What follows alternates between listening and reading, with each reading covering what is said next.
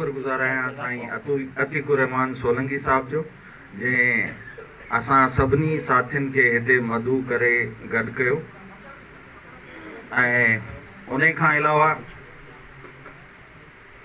आउं तमामु घणियूं मुबारकूं ॾींदुसि साईं नूर मोहम्मद सुंगरो साहब खे ऐं साईं एहसान अली जरवार साहब खे त जेको पंहिंजो पीरियड तमामु बहितरीन नमूने सां ऐं इज़त सां पंहिंजो टाइम पूरो करे ऐं पंहिंजी लाइफ जी ॿी इनिंग्स यानी रिटायरमेंट खां पोइ वारी ज़िंदगी गुज़ारणु वञनि पिया।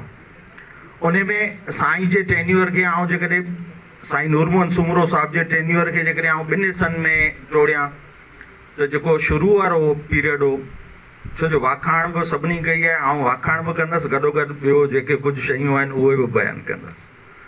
त ॿ टे दफ़ा असांजा प्रोग्राम थिया, साईं मीर हसन आरीसर साहब बि ऐं पंहिंजो साईं नूर मोहम्मद सुंगरो साहब बि उन्हनि प्रोग्रामनि में तेल के टंडे बाग में।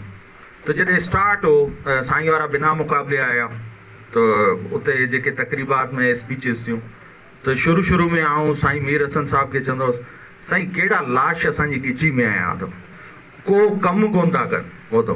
ऐं उन खां पोइ अच्छा हिते ॻाल्हि न सिर्फ़ु तनक़ीद थी आहे, पर तनक़ीद सां गॾु जेको साईं में साईं नूर मोहम्मद सुंगरो साहब में बर्दाश्त जो अंसर आहे उहो कमाल जो हो तो। अच्छा इहो हिकु दफ़ा न, स्टार्ट में ॿ टे अहिड़ियूं तक़रीबात थियूं जंहिंमें असांजी ज़िले जी बॉडी न हुजण जे बराबरि। त असां चयो हमरान खे थोरो ठुकाईंदा हलूं, त साईं खे अर्ज़ु कयोसीं।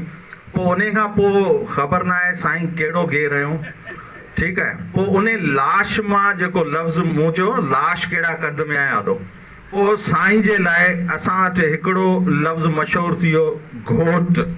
घोट मतिलबु त जेका बि ईअं सम्झो सरगर्मियूं हुयूं उन टाइम में जंहिंमें तव्हांजी अपग्रेडेशन हुजे, जंहिंमें तव्हांजा जेके न्यू IBA जा टीचर्स हुआ उन्हनि जी ID ओपनिंग, उन्हनि जा डिफरेंस बिल्स, ऐं उन सां गॾोगॾु हींअर जेको मौजूदु आहे अपग्रेडेशन वारो सिलसिलो आयो, या उन सां गॾोगॾु शायदि जेकॾहिं आउं ग़लति न हुजां 2 DPCs PhDs 2 HSTs ऐं 3 अञा जेका हुई पाइपलाइन में हुई, पर उहा कुझु सबबनि जे सबबु साईं जे टेन्यूअर खां उहा शइ निकिरी। सो आउं साईं खे अर्ज़ु कंदुसि त साईं मूं जेके पंहिंजा पुराणा लफ़्ज़ हुआ जेके स्टेज तां चया उहे आउं स्टेज ताईं वापसि वठां थो। तूं कल्ह बि असांजो घोटु हुए, तूं अॼु बि असांजो घोटु आहीं। ऐं अव्हां जे लाइ, अव्हां ॿिन्ही भाइरनि लाइ, दोस्तनि लाइ नेक तमन्नाऊं, तमामु घणियूं दुआऊं। ऐं साईं अतीकुर रहमान सोलंकी साहब खे हिकिड़ी गुज़ारिश कंदुसि त छा न बहितरीनु कमु थिए हा जेकॾहिं असांजे सियासी पेटियल जे सियासी मुखालफ़नि खे बि मदू कयो वञे हा। छो जो मूं उन्हनि दोस्तनि खे चयो त तव्हां हलो, साईं अतीकुर रहमान साहब जी दावत आहे, त उन्हनि चयो त असांखे साईं जे तरफ़ां का बि दावत न ॾी वेंदी आहे। त आउं सम्झां थो सुठो सौंड थिए हा, छो जो हीअ जेका तक़रीब आहे इहा पंहिंजे उस्ताद जी आहे।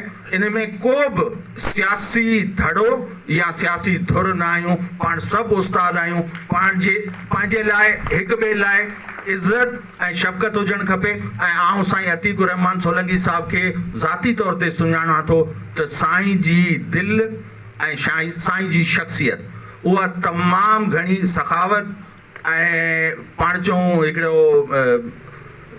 सुहिणी सिंधी में चऊं दरिया दिलि माण्हू, साईं दरिया दिलि माण्हू आहिनि। ऐं आउं गुज़ारिश कंदुसि त नेक्स्ट टाइम जेकॾहिं को बि दोस्त मातली तेलके जे तरफ़ां या तलार या टंडो, इनशाला इहा शइ तव्हां टंडो बागो में ज़रूरु नोट कंदा त हींअर जेके पाण अॻियां जिन मसाइल जो शिकार आहियूं त उन में माज़रत सां साईं शफ़ी मोहन सठियो साहब सां असांजी जेका धड़ाबंदी आहे उन असां प्राइमरी टीचर्स खे तमामु घणो नुक़सानु पुॼायो आहे।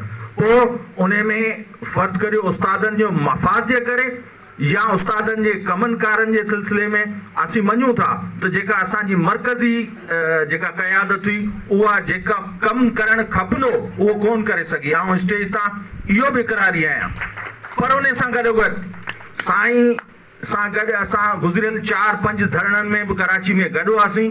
पर साईं हींअर तव्हां सी वारनि ते छो छंडिया पए, तव्हांखे वर्स करे वञा त तव्हांजे धरणे में जॾहिं असीं आयासीं तॾहिं बि असांखे लॉलीपॉप ई मिलिया।